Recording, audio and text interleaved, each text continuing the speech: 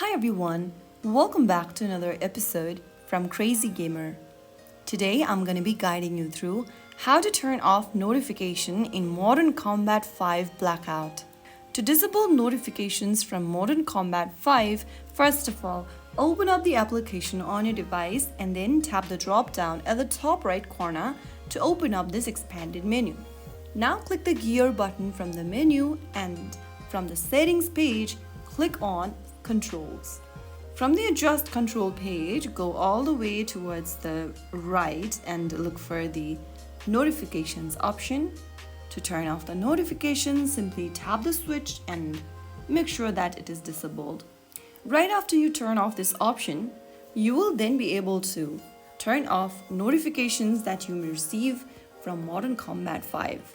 If you ever want to turn on notifications, you can come back to this page and switch on under the notifications panel, and that's how you easily disable notifications from Modern Combat 5 game.